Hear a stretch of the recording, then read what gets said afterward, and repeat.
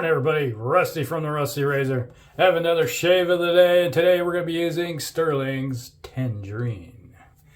Yep, it's tangerine smell. Yep, smells like tangerines. But the problem with brings up an interesting point. The scent is slowly going away. It's not as strong as when I first got it a couple years ago. It's slowly but surely fading away. And the lid doesn't want to go on. Come on. There, lid went on. Which brings up a point. It's like when you start buying so many soaps and you don't use them as often and the scent starts going away, are you really getting your money's worth? Why, maybe smaller tubs is the way to go. Like a 3-ounce tub versus a big 5-ounce tub. Hey, it's just an interesting point to bring up. What say you? Alright, so we're going to be using the Merkur 34C with some Astra blades. Fifth use. Wow, that's fifth use. Had to think about that one for a second. And, we're going to follow up with a little bit of Stirling Citron. Hey, something in the citrus amount. And you smell this. Definitely smells like tangerine. In case you're wondering what it smelled like. If you never had a tangerine, and who hasn't had a tangerine?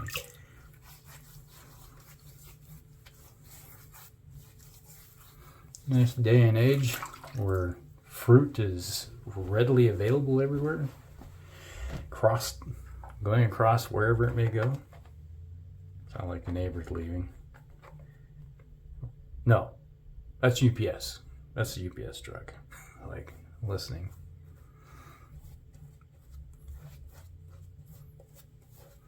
Yep, your vehicle identification sound skills. Oh no, iceberg. Big old blob of soap into the sink.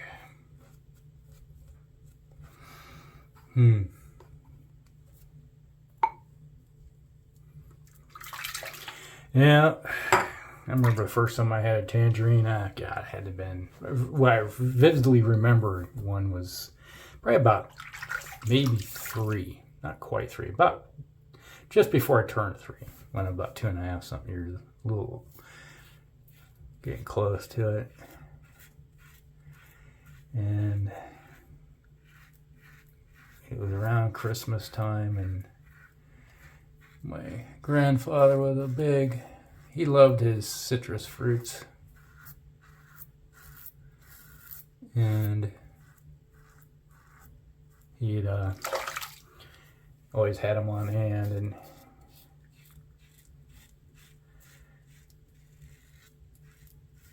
broke one out and peeled it and gave me a couple slices that I remember, and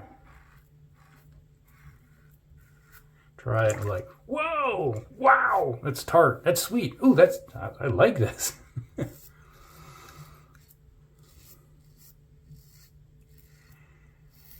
And we didn't get a lot of fruit when I was a kid.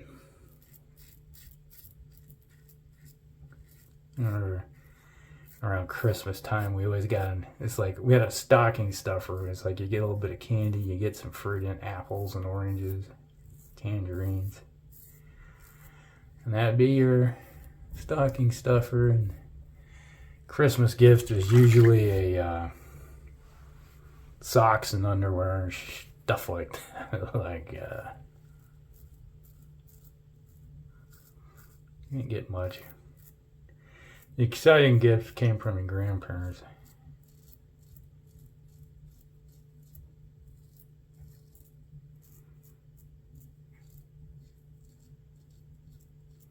We did have a lot of nuts. My grandfather always had nuts. I don't know if it was grandma that went and bought them all or whatever it may be, but we always had nuts on hand and would go with it over the holidays. Stocking stuffer was usually, you'd put all the fruit in there, and then they put some candies, hard candies in there, along with a lot of nuts, and fill up your big stocking you have, and they probably shook it up, and so that was your main Christmas gift of the years.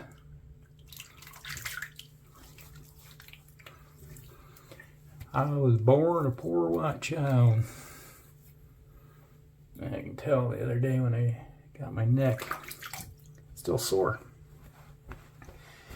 A little tender right there in the old Adam's apple.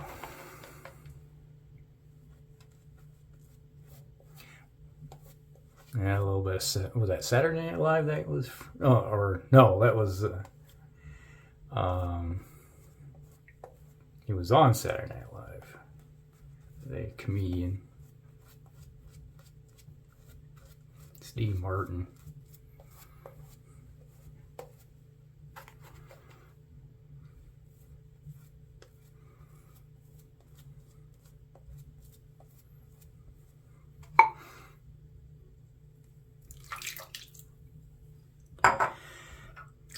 Yeah, you didn't know how poor you were until you got later in years when you're thinking about it and go, we were poor. It's like, dang.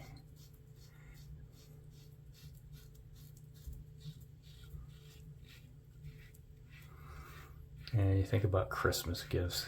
I remember when I was 5 or 6. Say 5, yeah, it would have been just for my 6th birthday, going into kindergarten.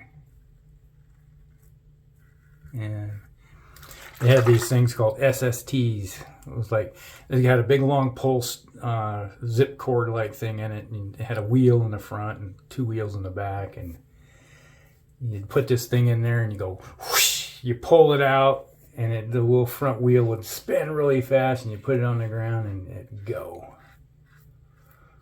Just fly. And I love bringing that thing to school because, geez, school had all these wonderful long hallways that were flat.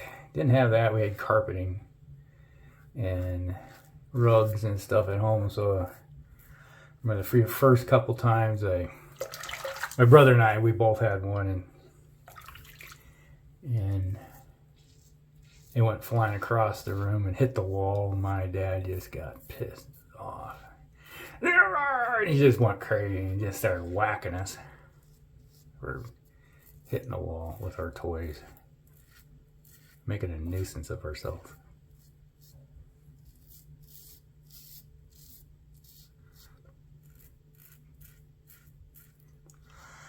Yeah, that was my dad.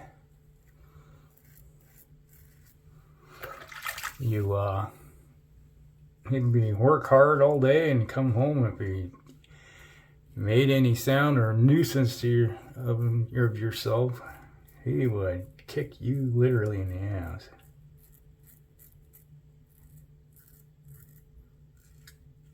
Whack you alongside the head.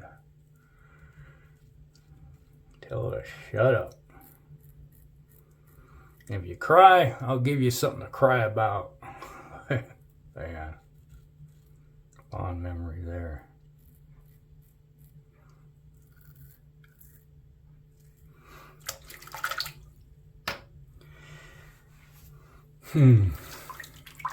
But I got one. I never knew what ever happened to my SSCs.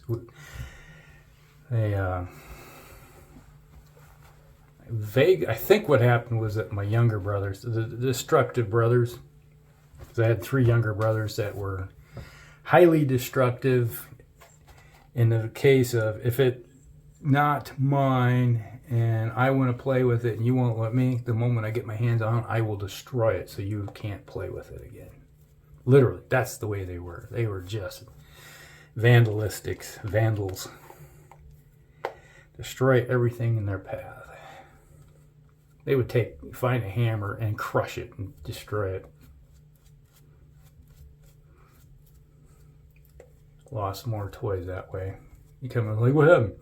You can't play with that because you won't let us play with it. Like, and Dad would come home and find out about it. He would just lay into them. Then he'd get mad because, and then work his way through the entire family. But,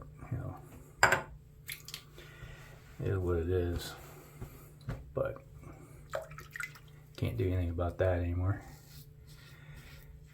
But I got to the point where I asked my, it's like I had went down with my grandparents one time, and it's like, what do you enjoy your toy that we got you? Like, oh, my brother's destroyed it, or my brother's destroyed this one or that one. They just tore it to pieces and broke it up. And they got kind of tired of hearing about the same story. And it's like, well, what do you want? It's like, well, there's some way I could keep them from getting my stuff. So my grandparents bought me a luggage trunk, a lockable luggage trunk, and said, here's the keys.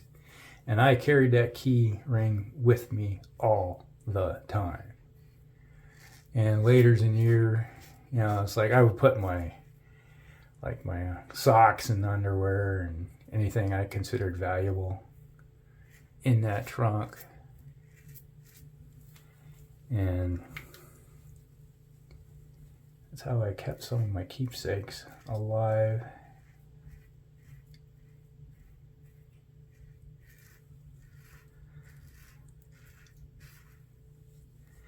And I told the story about during Halloween we'd get candy, and we had a lockable freezer, and I put all my stuff into a gallon ice cream bucket,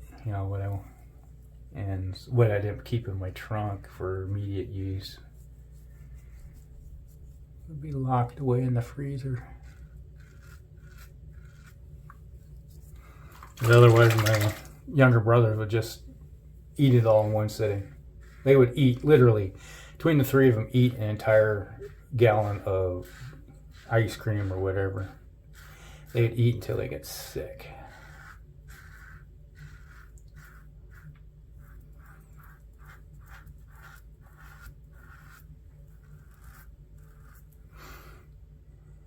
No control at all. It didn't matter if it wasn't theirs, they'd just take it anyway. I still remember that every once in a while Mom would buy Jello. So she'd make, she had this, my grandmother loved to put fruit cocktail in, like strawberry or Jello, I think it is. My mom always put carrots with orange Jello. That was her thing. She always would shred carrots and put shredded carrots in Jello. I guess it's her way of trying to make us eat vegetables. I didn't have a problem eating vegetables, but I don't know how many of you ever had that or strange stuff. I didn't mind the fruit cocktail. That was fine. I like the fruit, but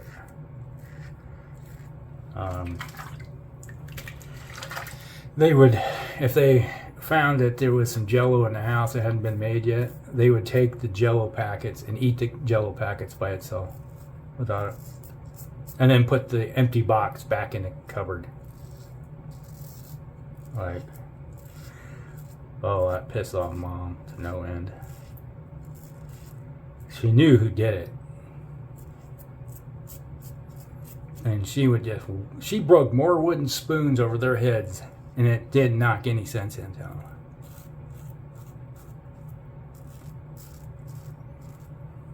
And to this day, they are stubborn.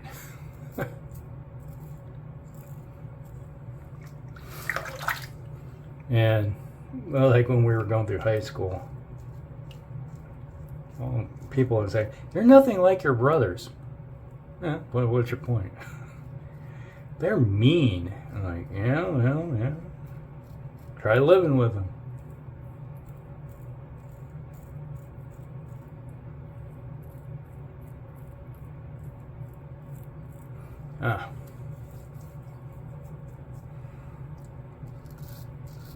But tell you what, though,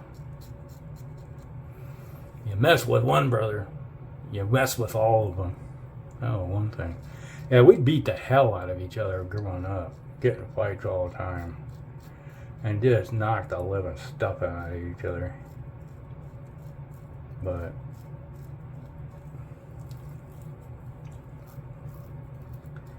you mess with somebody in the family on the playground, you got all of it. And there one time we were on the bus and we had a junior or senior when we were my brother Al was in like 8th grade, and one of the upperclassmen on the bus started messing with my brother, and next thing you know, all of us were just like right on, like, you're going down, pal. We are punching and kicking and beating the hell out of this kid. He's like, stop. He's getting pummeled. He's like, yeah, you put enough hobbits into the mix, they're gonna get you.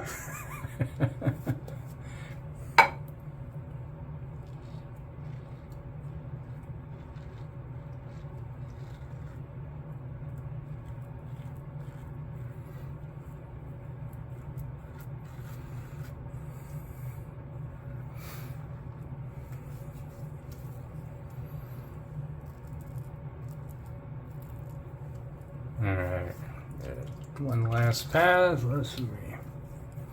Right there.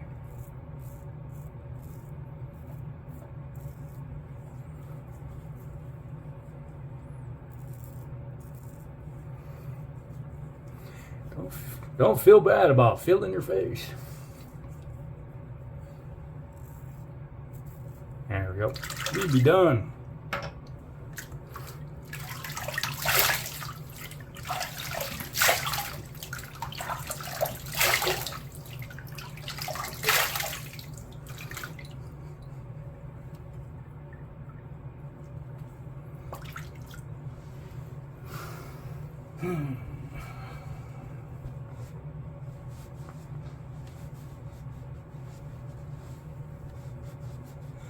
Well, man, getting close, getting close.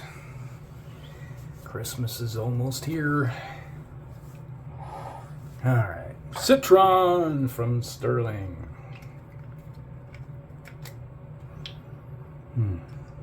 Good stuff.